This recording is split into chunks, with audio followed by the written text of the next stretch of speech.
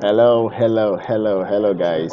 It's Charles Emmanuel, the number one best-selling author of The Diamond in Your Closet, and I'm also the CEO and the founder of Income and Impact Academy. And I want to thank you guys so much for yesterday. The video yesterday did so well. I got a lot of your comments, your reactions, and it was so wonderful.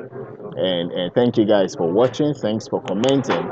And that's why, though I'm still on the journey, still have a few things to fix up, but everything's going on fine. But I thought to continue from where I stopped yesterday, since you guys are all there watching and getting blessed. So why don't we just continue?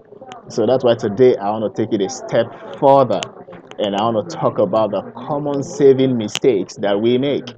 Common saving mistakes that we make. And for just to let you know, even though I'm still on the journey, the training scheduled for yesterday evening, the Diamond in Your Closet workshop that should have held yesterday evening, which was postponed till today, will be holding today. We have been able to fix the internet issue. So it's going to hold today for sure at 7 p.m. Kiev time, and that's going to be 5 p.m. UK and Nigerian time, and 12 noon Eastern time. And if you're in the Pacific region in the United States, that is going to be 9 a.m. Pacific time. All right, so that's just by the way. So our training holds today. However, I want to continue today from where I stopped yesterday. I got a few questions about investment and all that, and I will do that. I would touch a little of that today, but the bulk of it will come from the next video. But before we talk about investment, there are a few things that need to be in place, and those are the things I want to tackle with today's video. But just a quick recap, please, in case you didn't watch it. Okay, yesterday we did mention that there are two basic principles for wealth creation, and they are so simple you would not believe. They are very simple. First, we say is to reduce your expenditure. If you want to create wealth, you have to reduce your expenditure. And then secondly, you've got to increase your income.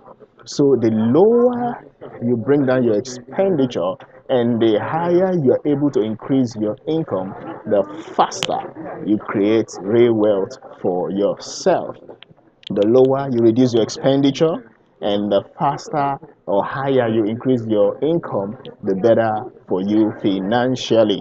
And most times people make the mistake of wholly concentrating on increasing income without necessarily reducing their expenditure.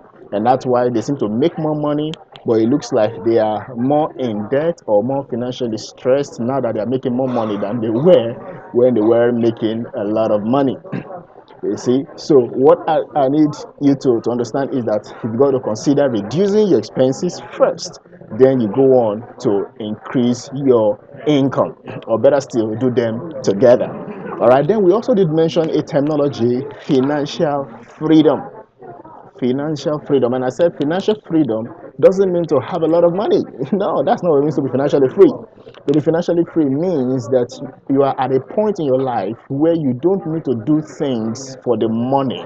You are not motivated by the need to make money anymore, because whether you work or do not work, your monthly bills will be paid automatically by the income you generate without lifting a finger. Your passive income has grown to make the kind of returns or revenue that can sort out your bills even if you don't work again. That's financial freedom. But of course, your bills will sometimes always grow. So the more they grow, the more you need to make sure your passive income is growing. And that's how we got to talking about savings yesterday. Because we said that whatever it is you're making right now, the first place to begin to cure financial troubles for your life is to start saving, no matter how much you earn. We said anywhere from 5% up until 30, 50%, please save. But then there are a few mistakes people often make when it comes to saving. Let me state that savings, the first of them actually, is that people keep money for expenses together with their savings. That is, when they receive their salary, say by the 26th of the month, they have received their monthly salary. In that salary, the whole bulk of the salary, there is the rent for the next month, there's the money for transportation for next month, there's money for feeding for next month. So in their mind, they figure that, okay, I will save 5%. But they keep that 5% they plan to save together with every other thing in the same place. They do not separate them. So before they know it, they have already spent into the money they plan to save, because there was no demarcation, no separation. And it's a mistake. You don't keep the money you intend to save together with the money you plan to spend. Don't do it. It's a wrong practice. It will end up meaning that you didn't save anything. So here's what you want to do. Most banks as of today would help you. There's a way you can instruct your bank to take a certain percentage of your money as it comes into your account and separate it, put it somewhere else where you will not touch it. So to make sure your savings is consistent, make it automatic.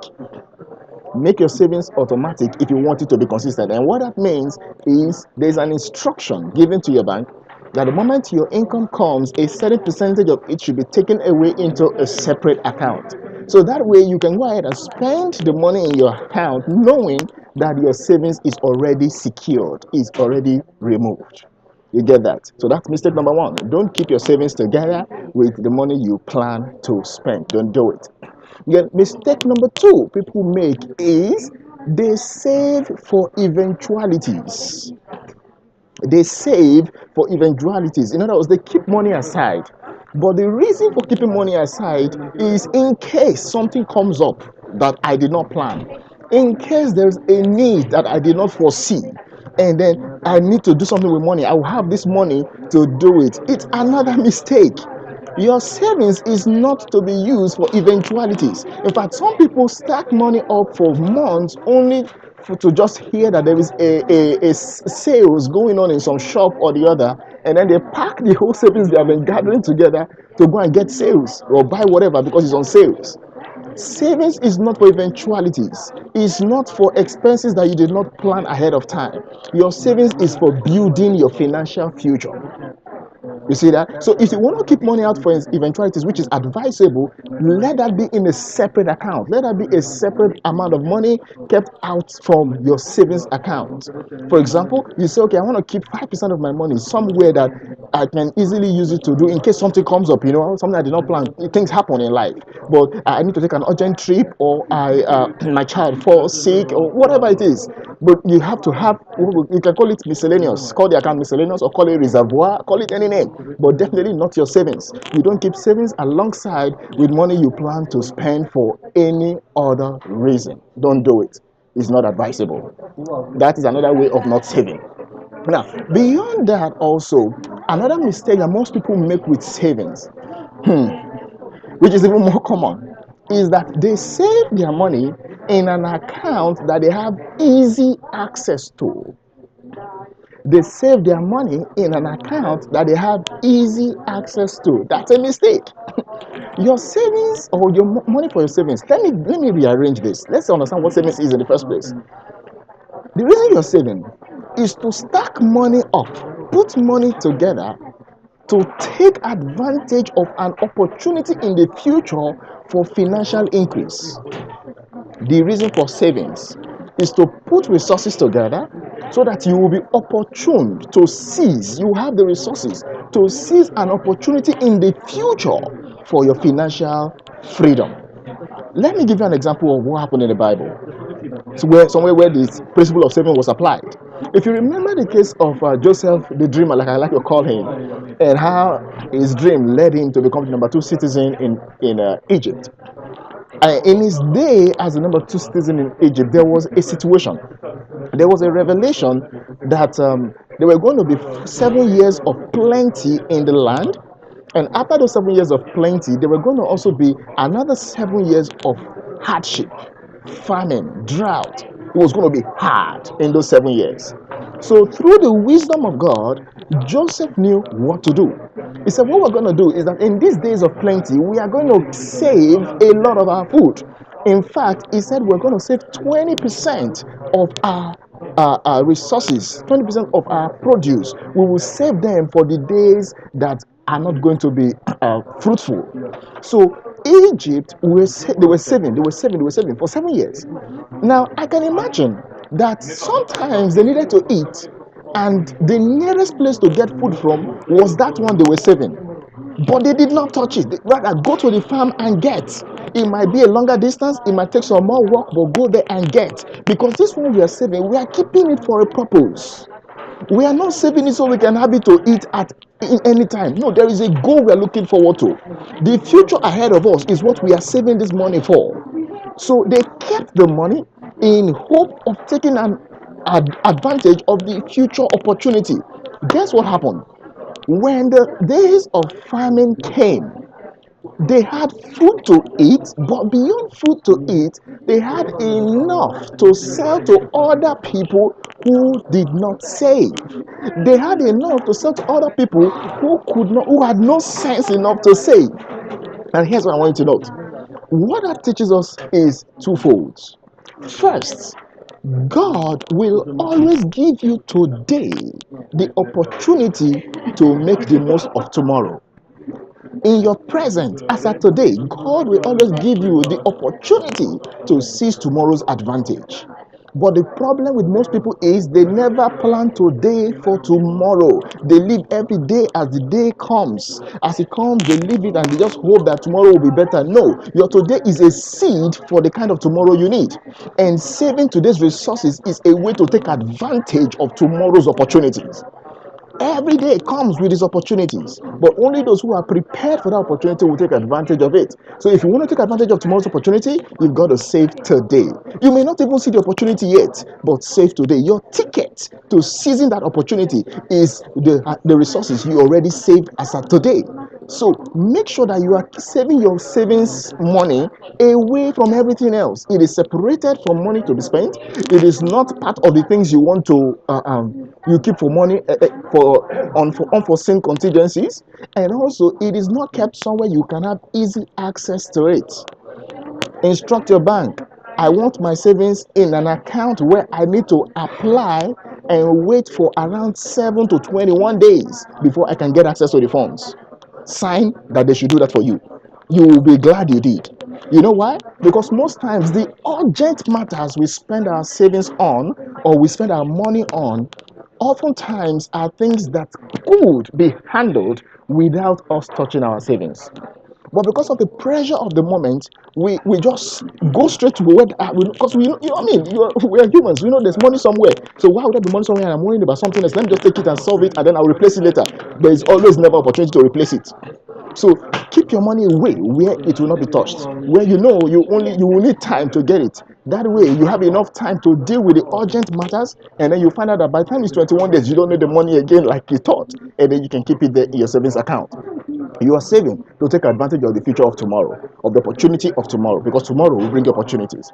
There are people who have had business ideas, business opportunities for investment, but they didn't have the capital because they had no savings.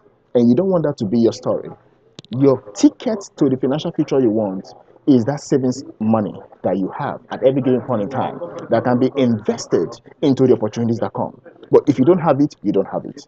Egypt was able to become the trader of the world at a time when there was famine because they invested their yesterdays saving and planning for tomorrow.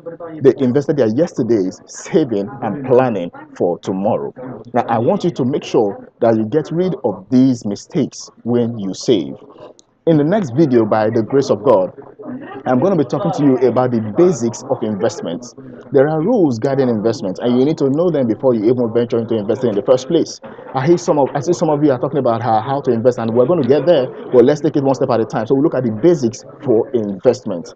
And by the way, um, um, uh, if you haven't gotten my book, The Diamond in Your Closet, you need to get it. And here's another reason why. For those who get the book, you're going to also get an opportunity to receive an ebook by Dr. Sunday Adelaja, where it talks about 70 principles for wealth creation. 70 principles for wealth creation. And these are not just principles for wealth creation, but these are the principles that he used to give birth to more than 200 millionaires in US dollars in a space of about 3 years. The same principles are written in that book. It's a special ebook, and he has given us the honor to pass it over to you for buying the diamond in your closet. So make sure there'll be a link below this video for you to click and go and buy the book now. Now, don't delay. Buy it now. At least, apart from the knowledge you will get from the book, you will get that ebook, which will add to what you are learning here at this moment. And then also, my training tonight holds. Thank God we fixed the internet issue. We found somewhere we can use. So the training would hold tonight at 7 p.m. and you don't want to miss it. The title of the training is the Diamond in Your Closet Workshop. What I'm going to be doing is showing you, first of all, I will show you 2 diamonds that are not in my book, the diamond in your closet. 2 other opportunities to make money that you have right now, but I didn't put in my book. It's just specially for you on that workshop. And aside from that, I'm also going to be showing you how you can now turn all of these diamonds you have, steps you can take to turn these diamonds into real minting machines that can help you mint reasonable money. And I'll also be making myself available to coach a few individuals, very few, on how to take their diamonds, how to mine their diamonds and present it to the world in a way that will make the world pay them what they are worth. And then beyond that, in my next video with you, I said I'm going to be showing you the basics of investment, your basics of investment. Now, if you would like a coaching session with me, I said I'm going to be available for a few people. I'm going to also put the link to register for that coaching session with me. It's a free coaching session I call Explode Your Finance Coaching Session. Financial explosion coaching session is free, but I'm going to take a few people, and on that coaching call, I'm going to help you see how you can blow up your finances in the next couple of months. By the grace of God, I have walked this route, and I have been trained for this job. So I have the training, I have the experience, and I'm going to help you get both of them together during our coaching sessions. So, but meanwhile, let me know what you think about this video. What did you learn? What stood out to you? Leave me your comments, like the video, share it with your friends and your loved ones, and I'll see you this evening and probably on our coaching call if you are one of those who get the opportunity to join me on the coaching call. And until then, don't give up on your dreams, because this world needs that solution that only you can offer. Sorry, I had to do this outside, but I hope the quality is bearable. When I get home, I do professional videos. Thank you so much, guys. Have a wonderful weekend. Bye bye.